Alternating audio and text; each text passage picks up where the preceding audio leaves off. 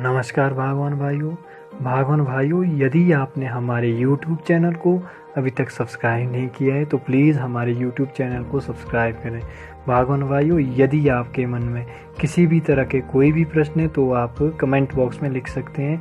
और हाँ, यदि आप कुछ जानकारियाँ साझा करवाना चाहते हैं या फिर कुछ सुझाव भी देना चाहते हैं तो वो भी हमें कमेंट बॉक्स पर लिख कर दे सकते हैं।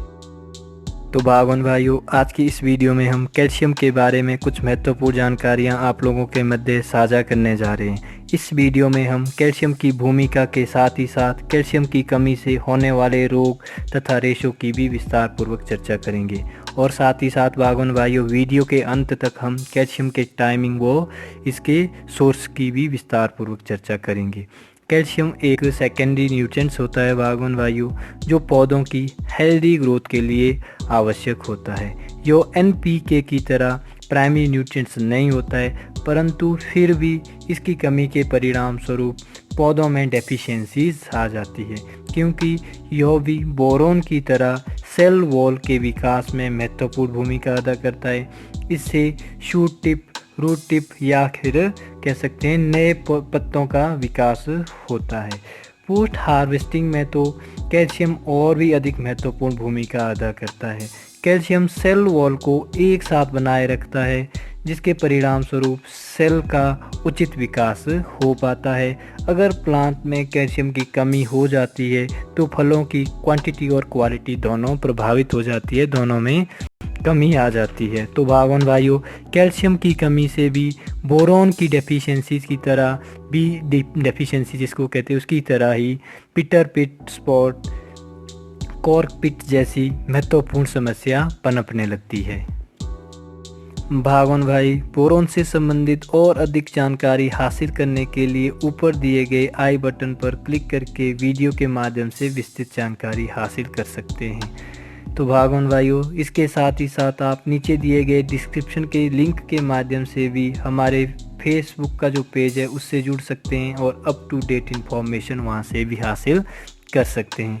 तो भागवान भाइयों, अब बात करते हैं कैल्शियम की हमारे प्लांट्स पर क्या भूमिका होती है, कि यह किस तरह से हमारे बगीचों में काम करता है। तो भागवान भाई, सबसे महत्वपूर्ण भूमिका तो इसकी यह होती है कि यह सेल्स वॉल के स्ट्रक्चर को मजबूत बनाता है। जो सेल वॉल्स होता है उसके स्ट्रक्चर को मजबूत बनाता है।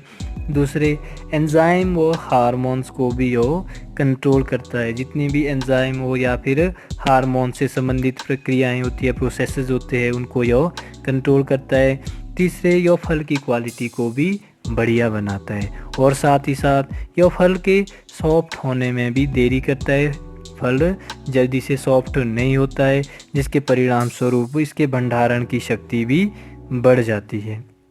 और साथ ही साथ कैल्शियम से जो स्टोमेट होता है भागवान भाइयों, उसको कंट्रोल करता है। स्टोमेट को कंट्रोल करते के परिणाम स्वरूप इसके जो सूखे से संबंधित लड़ने की शक्ति है वो बढ़ जाती है। पौधों को सूखे के दौरान जो तनाव पड़ता है उससे ये बचाता है, जो स्ट्रेस ड्राउट के समय पड़ता है। पौधों की प्रतिरोधक क्षमता को बढ़ाया जाता है कैल्शियम के माध्यम से। यह पौधों के जो टिश्यूज़ होते हैं भागवान भाइयों, उनके निर्माण में भी महत्वपूर्ण भूमिका अदा करता है। और साथ ही साथ कैल्शियम रूट सिस्टम को भी सुनिश्चित करता है भागवान भाइयों। और इसके साथ ही साथ भागवान भाइयों, जो हमारे फलों पर रस्टिंग की दिक्कत होती है उसका भी समाधान करता है। तो भागवान भाइयों, अब बात करते हैं कैल्शियम की कमी के परिणाम स्वरूप पौधों व फलों पर पड़ने वाले प्रभाव की।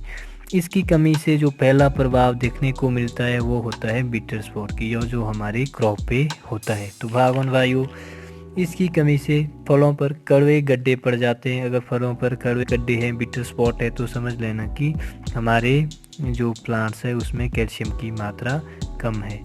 और साथ ही साथ इसकी कमी से जो लेंटिसेल ब्रेकडाउन है भागवान भाइयों, इसकी समस्या भी होती है।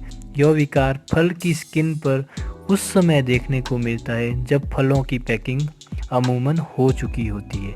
इस रोग में सेब की त्वचा लेंटिसेल ब्रेकडाउन वाले पार्ट पर अंदर की ओर धंस जाती है। जहाँ पर ये बीमारी होती है भागवान भाइयों लेंटिसेल ब्रेकडाउन की, वहाँ पर जो जगह स्किन होती है अंदर की ओर धंस जाती है, यही इसकी एक पहचान होती है।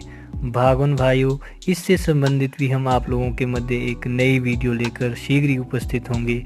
तो आप हमारे इस YouTube चैनल पर बने रहें और सेब से संबंधित, सेब की बीमारियों से संबंधित महत्वपूर्ण जानकारी हासिल करते रहें। और साथ ही साथ कैल्शियम की कमी से जो हमारे कॉट स्पॉट की समस्या होती है भागोन भाइयों, इसकी समस्या भी बनी रहती है।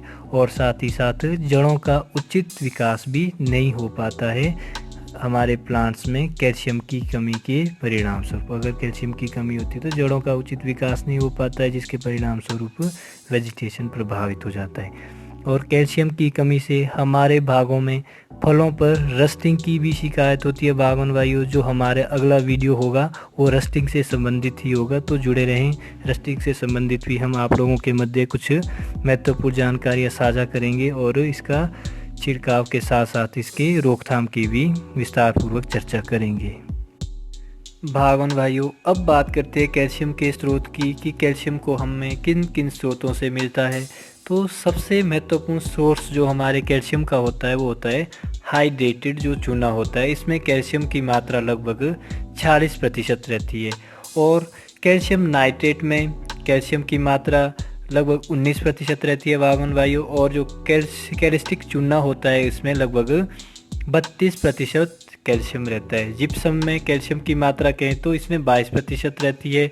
और जो डोलामाइट चूना होता है भागोन भाइयों, इसमें भी कैल्शियम की मात्रा लगभग 22% रहती है। तो ये कुछ महत्वपूर्ण सोर्सेज हैं जिनमें कैल्शियम की मात्रा विद्यमान रहती है।